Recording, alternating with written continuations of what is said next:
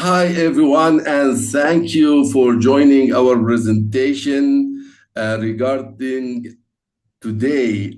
We are going to introduce our proposal, Security Architecture Future Bill. So our objective to address currently vulnerability align with the security company goal and also prepare for future challenges. Now, I and Christina will start to speak about company. Hello, I'm Christina, and in this case study we examined the FuturePill, which is a pharmaceutical company, and we have proposed a security architecture, and we started by addressing the current vulnerabilities and the current problems that FuturePill is facing. So we identified the vulnerabilities in order to align with the security and the business goals in order to prepare FuturePills for the future challenges that it might face. Here, we can see the goals and objectives in the figure.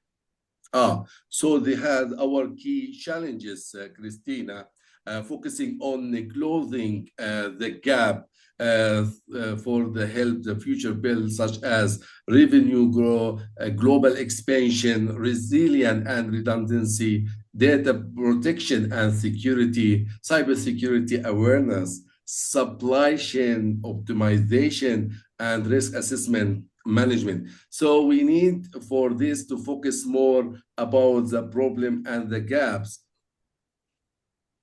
Yes, the gaps that we understood and we faced were the unauthorized access and insider threats, reputational damage due to ethical concerns. It was even mentioned on the local newspaper.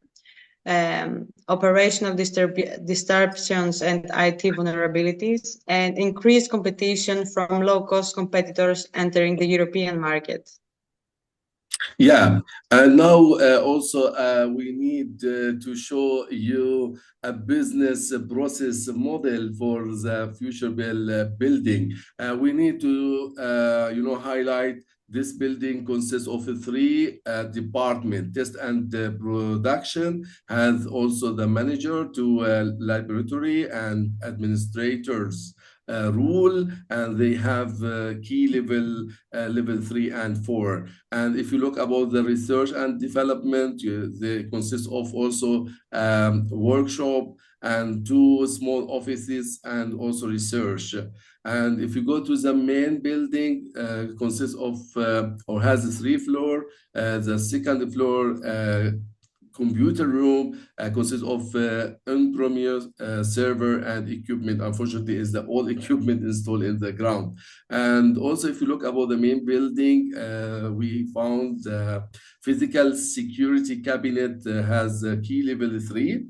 And also in the main building ground floor, we have also archive. This is very important document, and this is also accessed by administrator like CEO, R&D manager, and 4 employee. And they only have the key bad code lock. If you also go to other side for IT department, we have also a lot of gaps. And for example, when IT managers say to CEO, we have the company or our company expend every year, but unfortunately, the company doesn't have any IT strategy.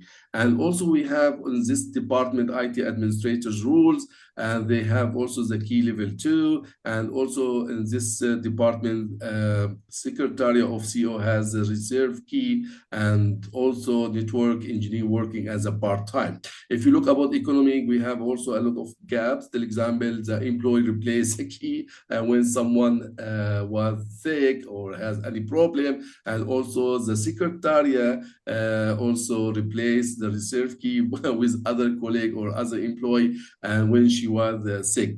And also we focus about the invoice is a sensitive information exchange between the employee and the client. And this is the department sales. Also, we have also other gap. The researcher provide equipment by oil hand, and also this department working with remotely working with the external customer. And also the last building human resource also has sensitive information. And so I think we need to key challenge to close all the problem and the gaps. Yeah, so we started by identifying the critical assets of the company. If you can scroll down here. Here we have identified the assets, the attributes, the risk, the significance, and we have even given a priority to these assets. So based on these assets, we have also, and the objectives, we have created the business drivers, where we found the associated risks, business attributes, and the motivation, why we think these business drivers are important. And we used SABSA for that, since the framework connects the business drivers to the security services, and it ensures the alignment between the security measures and the organization's goals. And we identified the business drivers based on the texts that were given to us from the case study and the instructions. So we highlighted some important phrases, and we thought that these are important risks and challenges that should be taken care of. Yeah. Also for more work as a group, as more flexible, we work with the stakeholder, with the owner, and we need to follow or using agile methodology. As you know, it's more flexible and adapted to change anything needed depend on the project requirement. So in this case, better than I think to use a waterfall. So in business drive also we need to focusing about the SABSA life cycle method, you know, and as you mentioned, this is the table also to focusing more about the associated security business. This is me propose our logical security architecture or, for example, technology security architecture. This is the all, you know, to follow as a SABSA framework. So in this case, we have focusing about the logical security service, right? And this is important. What's the important, Christina, for this table?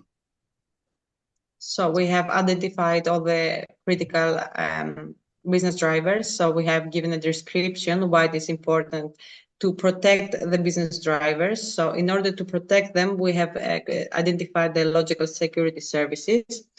So for example, data protection and IT security requires data encryption services. So we have also find the business attributes, and we also given a motivation why we think it is important. Exactly. And so in this case, we need to focusing about the access control, about the data encryption, about using the security measure to achieve our goal for the company. For example, for the sensitive information, for revenue, for example, and more security. And in this case, we also focusing about other table with our motivation for each security service, specialized data encryption for protect the sensitive information, for example, archive or employee registration at the HR department, and also using identity. And so this is a lot of table to explain more about the logical security and align with business attribute, infrastructure consideration, and purpose why we need to use. But let me also explain more about this figure too. This is a target. This is a security architecture aligned with SABSA framework. This is, you know, a framework to assess the decision maker as us. If you would like to work with a company, we need to, as decision maker, depend on the SABSA framework to assess what, who, why, where, when, and how. And this is especially to supporting the company's strategic business to achieve business goal, I think. And what about you, Christina? Do you want to speak anything else here? If you scroll down. Okay, I need also to speak about this figure 3. This is focusing on data security and privacy in cloud computing, because we encourage the company to move from on-premise to the cloud environment. You know why? For more scalability, lowest cost, for example, and because as the company goal mentioned, a need for more global internationality. So in this case, we think it's good to encourage this company to move to the cloud environment. And what else? We have created a table, in the logical table, where we address each problem individually, and we suggest some solutions that might help reach the goal. Yes, we have mainly focused on 3 business drivers: data protection and compliance. See if you can scroll. Yeah. No. IT infrastructure, resilience and security, and supply chain. So these were the 3 main business drivers, and we also use the SABSA table in order to help us understand better how we can reach the business goal. And we have also created each table for each layer: contextual, conceptual, physical, logical, and component. Exactly. Also, and as our courses lecture based on the SABSA framework, we started to focusing more about the SABSA framework contextual requirement to focus more about the business driver and attribute, and the business risk, also motivation for why, and business process and business governance, and to know exactly people. And this is, business standard basic or model to show us location, as I mentioned in the SABSA framework, the people, for example, administrator, rule, location, which building location, and also business time dependency. And this is also to other conceptual, to focusing more about the business attribute, and also control, objective, motivation. Everything we have motivation to use it, and also we know exactly how the process regarding for security, strategic, and architecture layering. And so also you know exactly, and this is table to show where is the people, who where location, and what's the time. So also we need to focus more about the logical service as we have done before, and also to come the physical technology, but only and the component. And so this is also I need to speak about the technology infrastructure model. This is the final, as I and Christina, to focusing more what's the measure, or what's the security measure, for example, additional for the testing and production. After discussion, we find it's required to each computer has additional security, such as MFA or multi-factor authentication, and each also this group has, or network has a network security group when the connection or with the cloud. And so this is also required for condition access control, and the security depend on the key level each of employee.